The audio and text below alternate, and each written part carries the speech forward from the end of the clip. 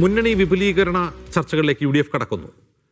22-ന് കൊച്ചിയിൽ യോഗം ചേരും. ആരെയൊക്കെ സഹകരിപ്പിക്കണമെന്ന കാര്യം മുന്നണി യോഗത്തിൽ ചർച്ച ചെയ്യുമെന്ന് UDF കൺവീനർ അടൂർ പ്രകാശ് പറഞ്ഞു. കേരള കോൺഗ്രസ് മാണി വിഭാഗത്തെ മുന്നണിയിലെടുക്കുന്ന കാര്യം ഇതുവരെ ചർച്ചയായിട്ടില്ലെന്ന് രമേശ് ചെന്നിത്തല പ്രതികരിച്ചു. മുന്നണി വിപുലീകരണം UDF ൽ ചർച്ച ചെയ്യുമ്പോൾ RSP നിലപാട് അറിയിക്കുമെന്ന് NK പ്രേമേന്ദ്രൻ പറഞ്ഞു.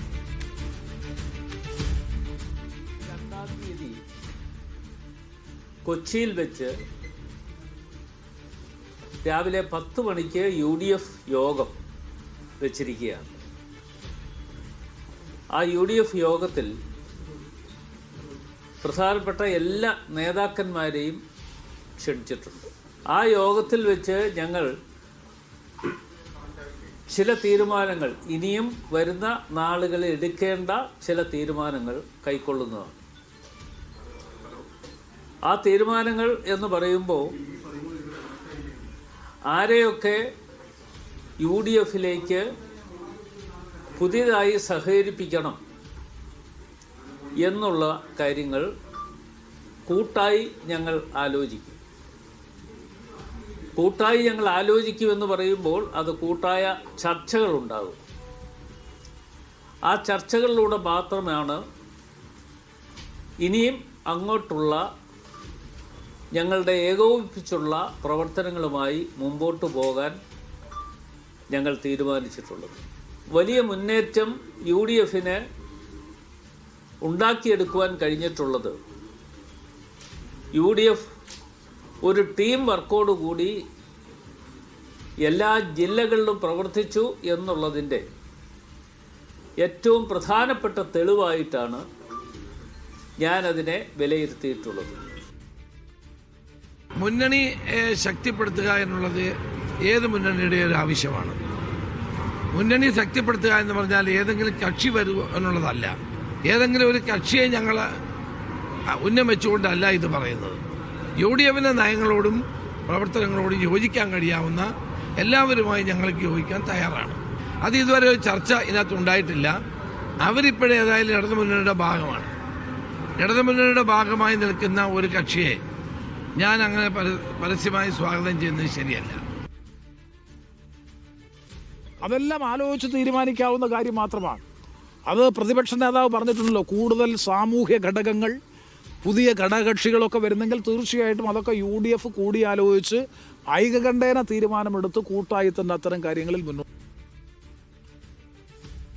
സുനിൽ ഐസക് വിവരണമായി ചേരുന്നു. സുനിൽ, എന്തുകൊണ്ടാണ് രമേശ് ചെന്നിത്തല ഉടക്ക് പറയുന്നത്?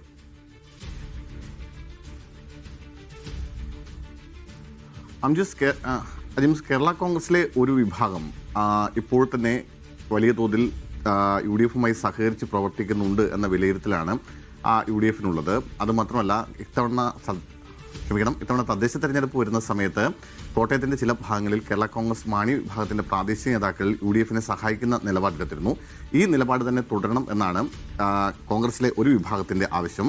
മറിച്ച് കേരള കോൺഗ്രസ് മാണി വിഭാഗത്തെ പാർട്ടി എന്ന നിലയ്ക്ക് തന്നെ UDF-ലേക്ക് കൊണ്ടുവരണം എന്ന് ആഗ്രഹിക്കുന്ന ഒരു വിഭാഗവുമുണ്ട്. അടൂർ പ്രകാശിനെ പോലെ, UDF കൺവീനർ അടൂർ പ്രകാശിനെ പോലുള്ള ഒരു വിഭാഗം ആളുകൾക്ക് ഈ അഭിപ്രായം നേരത്തെ തന്നെയുണ്ട്. നേരത്തെ മീഡിയ വൺ നൽകിയ അഭിമുഖത്തിൽ തന്നെ തദ്ദേശ തെരഞ്ഞെടുപ്പിന് മുമ്പ് UDF കൺവീനർ ഇക്കാര്യം പരസ്യമായി പറയുകയും കേരള കോൺഗ്രസ് എമ്മിനെയും അതുപോലെ CPI-യെയും UDF-ലേക്ക് ക്ഷണിക്കുകയും ഒക്കെ ചെയ്തിരുന്നു. പക്ഷേ കേരള കോൺഗ്രസ് അത് പൂർണ്ണമായും തള്ളി. അത്തരത്തിൽ ഏതെങ്കിലും തരത്തിലുള്ള നീക്കം അല്ലെങ്കിൽ നിലപാട് നമ്മുടെ ഭാഗത്തു നിന്ന് ഉണ്ടാവുന്നില്ല. നമ്മൾ UDF-ൽ നിന്ന് പുറത്തായി ആരും ഏറ്റെടുക്കാനില്ലാതെന്ന ഒരു ഘട്ടത്തിൽ ഒരു വിളിച്ചുകൊണ്ടുപോയി സ്ഥാനം തന്ന മുന്നണിയിലെടുത്ത ഒരു പാർട്ടിയാണ് LDF, മുഖ്യമന്ത്രി പിണറായി വിജയൻ. അതുകൊണ്ട് അവരോട് നന്ദികേട് കാണിക്കില്ലെന്നായിരുന്നു ആ വാർത്തയോടുള്ള അന്ന് കേരള കോൺഗ്രസ് മാണി വിഭാഗത്തിന്റെ പ്രതികരണം. പക്ഷേ അതിനുശേഷം തദ്ദേശ തെരഞ്ഞെടുപ്പ് വരുന്നു. തദ്ദേശ തെരഞ്ഞെടുപ്പിൽ ചിത്രം ആകെ മാറിയിട്ടുണ്ട്. നിലവിൽ UDF-ന് വലിയ മെജോറിറ്റി, മേൽക്കൈ ഈ മധ്യ കേരളത്തിലും ഇടുക്കി അടക്കമുള്ള ജില്ലകളിലുമൊക്കെ ഉണ്ടായ ഒരു സാഹചര്യം കൂടിയുണ്ട്. ആ സാഹചര്യത്തിൽ എന്തെങ്കിലും തരത്തിലുള്ള നിലപാട് മാറ്റം കേരള കോൺഗ്രസ് എമ്മിന് ഉണ്ടാകുമോ എന്ന് ചൂണ്ടയെറിഞ്ഞു നോക്കുകയാണ് ശരിക്കും ഇപ്പോൾ അടൂർ പ്രകാശ് ചെയ്തിരിക്കുന്നത്. പക്ഷേ അത് അല്പസമയത്തുള്ളിൽ തന്നെ ആ ക്ഷണം കേരള കോൺഗ്രസ് മാണി വിഭാഗം പൂർണ്ണമായും തള്ളുമെന്നാണ് നമ്മൾ പ്രതീക്ഷിക്കുന്നത്. കാരണം LDF യോഗത്തിന് ശേഷം ജോസ് കെ മാണി മാധ്യമങ്ങളെ കാണുമെന്ന് ഇപ്പോൾ അറിയിച്ചിട്ടുണ്ട്. അത്തരമൊരു ക്ഷണമോ അല്ലെങ്കിൽ അത്തരമൊരു ആലോചനയോ തങ്ങളുടെ ഭാഗത്തു നിന്ന് ഉണ്ടായിട്ടില്ല എന്ന് കേരള കോൺഗ്രസ് പ്രഖ്യാപിക്കാനാണ് സാധ്യത. മാത്രമല്ല, പൂർണ്ണമായും അത്തരത്തിൽ ഏതെങ്കിലും തരത്തിലുള്ള ചർച്ചകൾ നടന്നുള്ള റൂമറുകളൊക്കെ പൂർണ്ണമായും കേരള കോൺഗ്രസ് ജോസഫ് ഔദ്യോഗികമായി തന്നെ തള്ളിക്കളയാനാണ് സാധ്യത. പക്ഷേ അതുകൊണ്ട് തന്നെയാണ് രമേശ് ചെന്നിത്തല അത്തരത്തിലൊരു നിലപാടെടുക്കുന്നത് എന്ന് വേണം കരുതാൻ.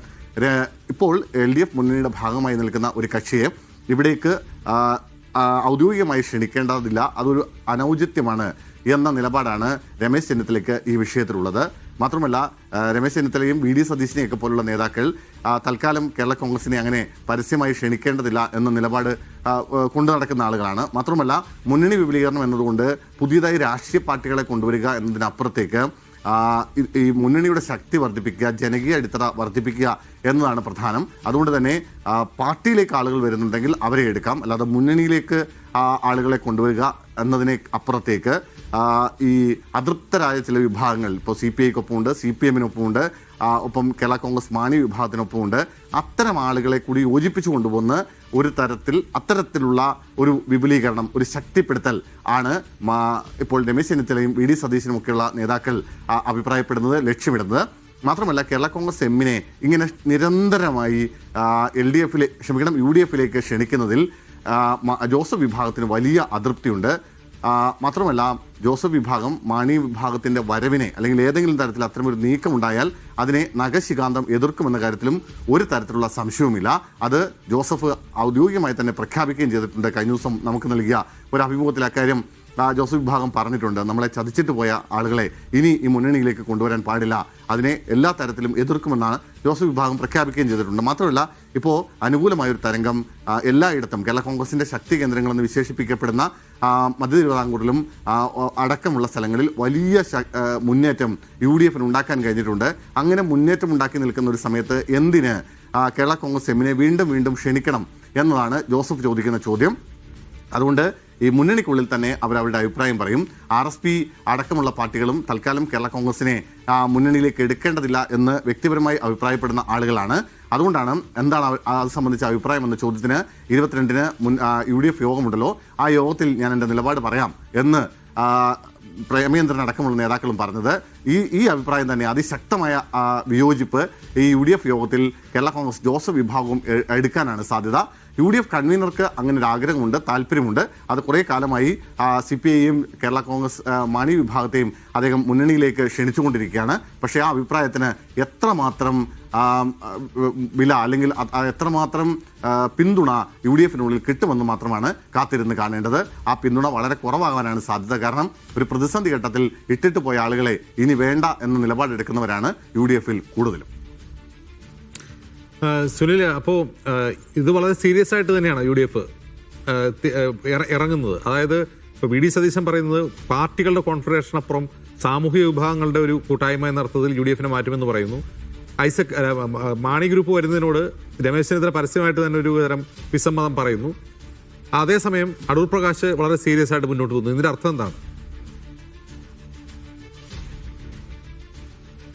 അത് തന്നെയാണ് ഞാൻ പറഞ്ഞത്. അതായത് അടൂർ പ്രകാശിന് ഇത്തരം ഒരു അഭിപ്രായം നേരത്തെ തന്നെയുണ്ട്. അതായത് തദ്ദേശ തെരഞ്ഞെടുപ്പിന് മുമ്പേ തന്നെ അദ്ദേഹം ഈ അഭിപ്രായം പ്രകടിപ്പിക്കുകയും ചെയ്തതാണ്.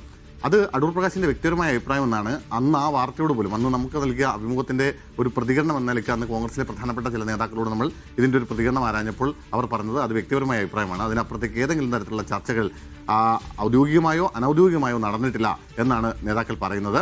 അങ്ങനെ ഒരു ആഗ്രഹം അവർക്കില്ല. മാത്രമല്ല ഇപ്പോൾ LDFന്റെ ഭാഗമായി നിൽക്കുന്ന ഒരു കക്ഷിയെ അങ്ങനെ പരസ്യമായി ക്ഷണിച്ചുകൊണ്ട് തുടർച്ചയായി അങ്ങനെ പരസ്യമായി ക്ഷണിക്കുന്നത് അത്ര നല്ല രീതിയല്ല എന്നും അവർ അഭിപ്രായപ്പെടുന്നുണ്ട്. ഇപ്പോൾ KPC പ്രസിഡന്റ് സണ്ണി ജോസഫ് അടക്കമുള്ള ആളുകളോട് അന്ന് നമ്മൾ ഈ വാർത്തയുമായി ബന്ധപ്പെട്ട് അടൂർ പ്രകാശിന്റെ പ്രതികരണവുമായി ബന്ധപ്പെട്ട് ആരാഞ്ഞപ്പോൾ അദ്ദേഹം അടക്കം പറയുന്നത് ആ അഭിപ്രായമാണ്. തൽക്കാലം കേരള കോൺഗ്രസുമായി ഏതെങ്കിലും തരത്തിലുള്ള ചർച്ച നടന്നിട്ടില്ല. അങ്ങനെ ആരെങ്കിലും വരുന്നുണ്ടെങ്കിൽ ഇങ്ങോട്ടേക്ക് വന്ന് താല്പര്യം പറയട്ടെ, അതിനുശേഷം ആലോചിച്ച് തീരുമാനിക്കാം. അല്ലാതെ ഇടയ്ക്കിടയ്ക്ക് അവരെ ഇങ്ങനെ ക്ഷണിച്ചുകൊണ്ടിരുന്നാൽ അത് ശരിയല്ല, അതൊരു നല്ല നീക്കമല്ല, രാഷ്ട്രീയ നീക്കമല്ല എന്ന നിലപാടാണ് അവരൊക്കെ സ്വീകരിക്കുന്നത്. മാത്രമല്ല ഞാൻ നേരത്തെ പറഞ്ഞു, രമേശ് ചെന്നിത്തലയ്ക്കും VD സതീശനും അത്തരത്തിലുള്ള മുന്നണി വിപുലീകരണമല്ല അവർ ലക്ഷ്യമിടുന്നത്. അവർ പറയുന്നത് കുറെ കൂടി അടിത്തട്ട് വിപുലീകരിക്കുക, ജനകീയമായി ഇതിൻ്റെ ശക്തി വർദ്ധിപ്പിക്കുക, മുന്നണിയുടെ പാർട്ടിയുടെ അത്തരം നീക്കങ്ങളാണ് നടക്കേണ്ടത്. അല്ലാതെ കുറേ പാർട്ടികളെ മുന്നണിയിലേക്ക് എടുത്ത് അങ്ങനെ വിപുലീകരണം എന്നതിനപ്പുറത്തേക്ക് ഇപ്പോൾ തന്നെ UDFുമായി സഹകരിക്കാൻ, കോൺഗ്രസുമായി സഹകരിക്കാനൊക്കെ താല്പര്യപ്പെടുന്ന കുറേ വിവിധ പാർട്ടികളിൽപ്പെട്ട ആളുകളുണ്ട്. അത്തരം ആളുകളെ പ്രാദേശികമായി പാർട്ടിക്കൊപ്പം മുന്നണിക്കൊപ്പം ചേർത്ത് അത്തരത്തിലൊരു മുന്നണി വിപുലീകരണം എന്നതാണ് അവർ ലക്ഷ്യമിടുന്നത്. അതെല്ലാ തരത്തിലുള്ള വിഭാഗത്തിൽപ്പെട്ട ആളുകളെയും മുന്നണിക്കൊപ്പം കൊണ്ടുവരിക, അവർക്കൊപ്പം ചേർത്ത് നിർത്തി പ്രവർത്തിപ്പിക്കുക, പാർട്ടിക്കൊപ്പം ചേർക്കുക. അത്തരമൊരു നിലപാടാണ് രമേശ് ചെന്നിത്തലയും വി ഡി സതീശനും എന്തിന് KPCC അധ്യക്ഷൻ സണ്ണി ജോസഫ് അടക്കമുള്ള ആളുകൾക്കും ഉള്ളത്.